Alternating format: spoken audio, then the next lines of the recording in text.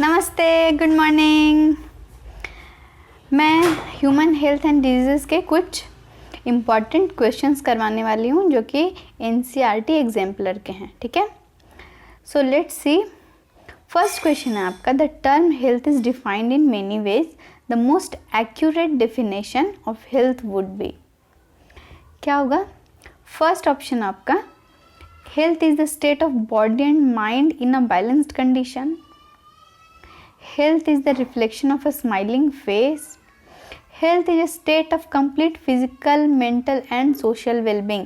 ये वाली लाइन जो है वो एनसीईआरटी की लग रही है ना ये वाली लाइन। अब चौथा ऑप्शन है आपका, health is the symbol of economic prosperity.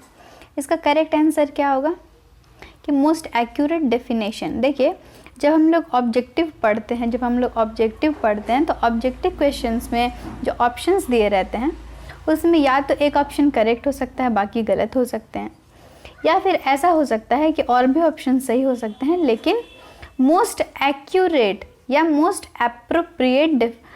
Appropriate option कौन सा होगा, कौन सा करेक्ट होगा, उस पर हम लोगों को ध्यान देना होता है। तो इसका मोस्ट एक्यूरेट डेफिनेशन हेल्थ का क्या होगा? तो मोस्ट एक्यूरेट डेफिनेशन आपका हेल्थ का होगा health is a state of complete physical, mental and social wellbeing. ठीक है, इसका करेक्ट ऑप्शन होगा आपका, health is a state of complete physical, mental and social wellbeing. ठीक है, अब हम लोग सेकेंड क्वेश्चन पे आते हैं। सेकेंड क्वेश्चन है आपका, the organisms which cause disease in plants and animals are called. तो डिजीज कॉजिंग ऑर्गेनिजम्स को हम लोग पैथोजेंस बोलते हैं। वो प्लांट में हो या एनिमल्स में हो, उसको हम लोग पैथोजेंस बोलेंगे। तो डिजीज कॉजिंग ऑर्गेनिजम्स जो होगा वो पैथोजेंस होगा। और भी ऑप्शंस देखते हैं, वेक्टर, इंसेक्ट्स, वर्म्स। तो इसका करेक्ट ऑप्शन क्या होगा? पैथोजेंस, यानी कि ऑप्शन नंबर ए। ठीक है, this is the correct option. अब हम लोग देखते हैं क्वेश्चन नंबर थ्री हम लोग देख रहे हैं। इसमें है, the clinical test that is used for diagnosis of typhoid. Typhoid के लिए कौन सा क्लिनिकल टेस्ट होगा? तो टाइफॉइड के लिए वाइडल टेस्ट होगा। टाइफॉइड के लिए कौन सा टेस्ट होगा? वाइडल टेस्ट होगा, यानी कि ऑप्शन नंबर डी। और भी ऑप्शंस हैं आपके, इसमें करेक्ट ऑप्शन है आपका वाइडल टेस्ट होगा टाइफॉइड के लिए। ठीक है, now question number 4, disease are broadly grouped into infectious and non-infectious diseases. In the list given below, identify the infectious diseases. यानी कि infectious diseases इसमें से कौन सा है वो आपको आइडेंटिफाई करना है। ठीक है, तो नॉन इन्फेक्शियस डिजीजेज क्या है? Non infectious diseases. अब diseases are broadly grouped into infectious and non infectious disease. ठीक है, in the list given below identify the infectious disease. इसमें हम लोग को फाइंड आउट करना है कि कौन सा ऑप्शन करेक्ट है। तो इसका करेक्ट ऑप्शन क्या है? इन्फेक्शियस डिजीज के बारे में बात हो रही है। तो कैंसर और एलर्जी हम लोग को पता है कि कैंसर और एलर्जी जो है वो नॉन इन्फेक्शियस डिजीज है। कैंसर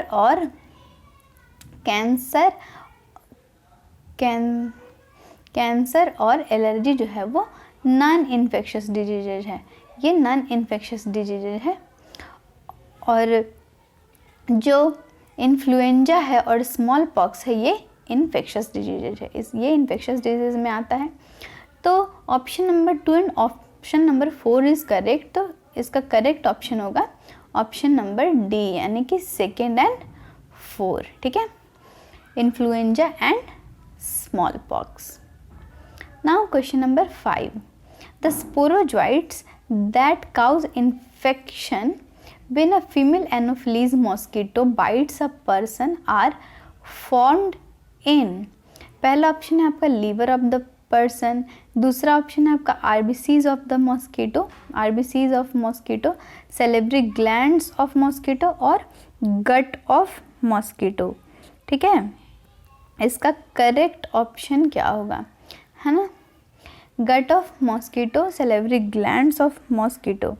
इसका करेक्ट ऑप्शन क्या होगा, gut of mosquito, salivary glands of mosquito, RBCs of mosquito या फिर liver of the person, liver of the person. तो इसका करेक्ट ऑप्शन होगा आपका गट ऑफ मॉस्किटो, यानी कि इंटेस्टाइन ऑफ मॉस्किटो। इसका करेक्ट ऑप्शन होगा इंटेस्टाइन ऑफ मॉस्किटो, राइट। अब हम लोग आते हैं 6 नंबर क्वेश्चन में। The disease chikungunya is transmitted by, chikungunya का वेक्टर कौन है, ठीक है, ट्रांसमिटेड बाय यानी कि वेक्टर की बात हो रही है, यहाँ पे वेक्टर के बारे में बात हो रही है, वेक्टर के बारे में। तो कौन सा वेक्टर है जो चिकनगुनिया को ट्रांसमिट करता है, तो इसका करेक्ट ऑप्शन है आपका एडीज मॉस्किटो। एडीज मॉस्किटो जो है वो चिकनगुनिया को ट्रांसमिट करता है, डेंगू को भी एडीज मॉस्किटो ही ट्रांसमिट करता है, correct. Now question number 7, many diseases can be diagnosed by observing the symptoms in the patient. Which group of symptoms are indicative of pneumonia? Which group of symptoms are indicative of pneumonia? ठीक है, कौन सा option correct होगा, तो पहला option है आपका difficulty in respiration, fever, chills, cough and headache. हाँ, तो यही करेक्ट ऑप्शन है आपका डिफ़िकल्टी। हम लोग देखते हैं कि न्यूमोनिया के सिम्टम्स क्या क्या होते हैं, तो न्यूमोनिया में चिल्स होता है, फीवर होता है, रेस्पिरेशन में डिफ़िकल्टी होती है, हेडेक होता है, कफ होता है, ठीक है। ये सारे ऑप्शंस आपके, सारी चीज़ें जो है इस ऑप्शंस में आपकी कवर की गई हैं, ऑप्शन नंबर ए में आपकी कवर की गई हैं। Constipation, abdominal pain, cramps, blood clots ये नहीं होता है। Nasal congestion and discharge, cough, constipation and headache नहीं, कफ होता है, हेडेक होता है, ठीक है। हाई फीवर, हाँ फीवर होता है। Weakness, stomach pain, loss of appetite and constipation नहीं, ये नहीं होता। तो इसका करेक्ट ऑप्शन है difficulty in respiration, fever, chills, cough and headache, okay. तो option number A is correct. Pneumonia के सिम्टम्स कौन कौन से होंगे, तो difficulty in respiration, fever, chills, cough and headache. Question number 8, cancer causing genes are called, cancer causing genes are called, cancer causing genes are called. तो cancer causing jeans जो हैं उनको हम लोग क्या कहते हैं, तो हम लोग कैंसर काउजिंग जीन्स को ऑन्कोजेंस बोलते हैं। ऑन्कोजेंस, तो ऑन्कोजेंस कौन सा ऑप्शन है आपका, ऑन्कोजेंस है आपका option number C. Cancer causing genes are called oncogenes, उनको ऑन्कोजेंस बोला जाता है, ठीक है, इसको ऑन्कोजेंस बोला जाता है, कैंसर काउजिंग जीन्स को ऑन्कोजेंस बोला जाता है, करेक्ट। तो ऑप्शन नंबर सी जो होगा वो आपका करेक्ट होगा, oncogenes. Oncogenes is the correct option. Now question number 9, in malignant tumors the cells proliferate, grow rapidly and move to other parts of the body to form new tumors. This stage of disease is called, इस stage को क्या बोलेंगे, तो इसको metastasis बोलेंगे, है ना। NCERT की लाइंस हैं, बिल्कुल भी जितने भी क्वेश्चंस हैं बिल्कुल एनसीईआरटी की लाइन से उठाई हुई हैं, ये आप पढ़ सकते हैं एनसीईआरटी में कि इसको मेटास्टेसिस बोलते हैं। इसका करेक्ट ऑप्शन होगा मेटास्टेसिस, ठीक है। इन मैलिग्नेंट ट्यूमर्स, ठीक है, in malignant tumours the cells proliferate, grow rapidly and move to other parts of the body to form new tumours. This stage of disease is called metastasis, इसको हम लोग metastasis बोलेंगे। Metastasis जो है वो alternation of generation से related है। Teratogenesis जो है वो कॉन्जेंशियल डिफॉर्मिटीज से रिलेटेड है, ठीक है। और जो माइटोसिस है वो एक तरह का सेल डिवीज़न है, mitosis is a type of cell division, इसलिए ऑप्शन बी जो है वो आपका करेक्ट होगा। ऑप्शन बी है metastasis, this is the correct option, this is the correct option. Okay, now question number 10, when an apparently healthy person is diagnosed as unhealthy by a psychiatrist, the reason could be that, ठीक है, reason क्या हो सकता है, इसका reason क्या हो सकता है, इसका रीज़न क्या हो सकता है, तो इसका रीज़न क्या हो सकता है देखते हैं। पहला ऑप्शन है आपका the patient was not efficiently at his work, नहीं, ये रीज़न तो बिल्कुल ही नहीं हो सकता। अगर कोई एफिशिएंट नहीं हो अपने वर्क में तो क्या उसको हम लोग कह सकते हैं कि मतलब अनहेल्दी है, ज़रूरी है क्या? नहीं, अगर कोई एफिशिएंट नहीं है वर्क में तो उसको हम लोग नहीं बोल सकते हैं कि वो अनहेल्दी है। The patient was not economically prosperous, अगर कोई इकोनॉमिकली प्रॉस्पेरस नहीं है तो उसको भी हम लोग नहीं बोल सकते हैं अनहेल्दी, ठीक है। The patient shows behavioural and social maladjustment, हाँ, ये जो ऑप्शन है वो हम लोगों को थोड़ा, ये वाला जो ऑप्शन है वो हम लोगों को लग रहा है कि हाँ सही है। He does not take interest in sports, अगर कोई स्पोर्ट्स में इंटरेस्ट नहीं ले रहा है तो उसको बोलेंगे अनहेल्दी? नहीं, बिल्कुल ही नहीं बोलेंगे, ऐसा नहीं है, ये अनहेल्दी की डेफिनेशंस ये नहीं है, ठीक है। ये जो सी ऑप्शन है आपका ये करेक्ट लग रहा है ना। The patient shows behaviour and social maladjustment, ठीक है, ये ऑप्शन नंबर सी आपका करेक्ट ऑप्शन है, ठीक है। ऑप्शन ए, बी और जो डी है ये कोई भी डिजीज के का इंडिकेशन नहीं है, ये डिजीज़ का इंडिकेशन नहीं है, ठीक है, ये डिजीज़ का इंडिकेशन नहीं है। तो ऑप्शन नंबर सी जो है वो करेक्ट होगा, ठीक है, ऑप्शन नंबर सी जो है वो आपका करेक्ट होगा। Now question number 11, which of the following are the reasons of rheumatoid arthritis, choose the correct option. अब आपको करेक्ट ऑप्शन चूज करना है रूमेटॉइड आर्थराइटिस के लिए। फर्स्ट ऑप्शन है आपका the ability to differentiate pathogens और foreign molecules from self cells increases, ठीक है। आप ऑप्शन को देखें कि क्या कह रहा है, the ability to differentiate pathogens और foreign molecules from self cells increase, ठीक है, सेल्फ सेल्स इंक्रीजेज, है ना। दूसरा ऑप्शन आपका क्या कह रहा है वो देखते हैं, बॉडी अटैक्स सेल्फ सेल्स, फिर है more antibodies are produced in the body. Fourth option आपका the ability to differentiate pathogens और foreign molecules from self cells is lost, ठीक है। इसका करेक्ट ऑप्शन आपको पूछ रहा है, इसका करेक्ट ऑप्शन क्या है, तो इसका करेक्ट ऑप्शन हमें लग रहा है second, body attacks self cells और the ability to differentiate pathogens और foreign molecules from self cells is lost, ठीक है। ये दोनों ऑप्शन जो है वो हमें करेक्ट लग रहा है। हम लोग देखते हैं ये ऑप्शन किस में है। पहला है आपका फर्स्ट एंड सेकेंड, ठीक है, पहला ऑप्शन है आपका फर्स्ट एंड सेकेंड, नहीं सेकेंड करेक्ट है पर फर्स्ट तो करेक्ट नहीं है। सेकेंड ऑप्शन है आपका सेकेंड एंड फोर्थ, हाँ सेकेंड ऑप्शन है आपका सेकेंड एंड फोर्थ, यानी कि बॉडी अटैक सेल्फ सेल्स और the ability to differentiate pathogens और foreign molecules from self cells is lost. हाँ, ये ऑप्शन जो है वो हमें करेक्ट लग रहा है, तो ये इसका करेक्ट आंसर होगा option number B, second and fourth, ठीक है। Now question number 12, question number 12 हम लोग देखेंगे।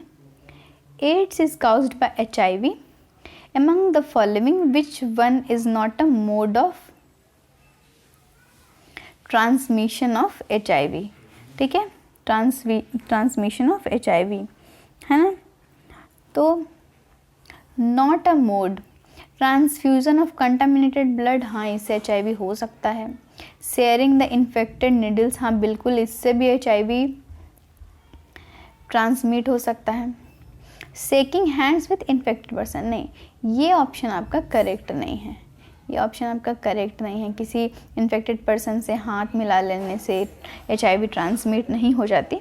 Sexual contact with infected person, हाँ, इससे भी HIV ट्रांसमिट होता है, ठीक है, इससे भी HIV ट्रांसमिट होता है। तो इसका करेक्ट ऑप्शन होगा आपका shaking hands with infected person, इससे HIV नहीं होता है। तो this is the correct option, this is the correct option, this is the correct answer. Okay, now smack is a drug obtained from the, smack is a drug obtained from the smack, latex of Papaver somniferum, leaves of Cannabis sativa, flowers of Dhatura, fruits of Erythroxyl coca। इसका correct option क्या होगा? इसका correct option है आपका latex of पैपेवर somniferum, ठीक है, इसका आपका करेक्ट ऑप्शन है लैटेक्स ऑफ पैपेवर सोमनीफेरम। स्मैक जो ड्रग है वो पैपेवर सोमनीफेरम के लैटेक्स से ऑब्टेन किया जाता है, ठीक है, ये करेक्ट ऑप्शन है आपका। Now question number 14, the substance produced by a cell in viral infection that can protect other cells from further infection is, पहला ऑप्शन है आपका सेरोटोनिन, कोलोस्ट्रम, इंटरफेरोन और हिस्टामिन। इसका करेक्ट ऑप्शन क्या होगा? The substance produced by a cell in viral infection, viral infection की बात हो रही है, वायरल इन्फेक्शन की बात हो रही है जो कि प्रोटेक्ट करता है, that can protect other sales from further infection, ये है इंटरफेरॉन, ठीक है, ये इंटरफेरॉन का वर्क है। इसका करेक्ट ऑप्शन होगा interferon, option number 3। Option number C is the correct option, option number C is the correct option. अब हम लोग आते हैं क्वेश्चन नंबर 15, लास्ट क्वेश्चन आज के लेक्चर का। Question number 15, transplantation of tissues organs to save certain in patients often fails due to rejection of such tissues organs by the patient. Which type of immune response is responsible for such rejection? इसका correct answer क्या होगा? Rejection. तो rejection, इस type के rejections के लिए कौन responsible होता है, कौन सा इम्यून रिस्पॉन्स होता है? तो इसका करेक्ट आंसर होगा cell mediated immune response, cell mediated immune response. इसका करेक्ट ऑप्शन होगा आपका cell mediated immune response. So option number 4 is the correct option. इसका करेक्ट आंसर होगा cell mediated immune response. That's all for today. Thank you so much, thanks for watching, keep sharing the video और मुझे comment करके बताइए कि आज का video आप लोगों को कैसा लगा। Thank you so much.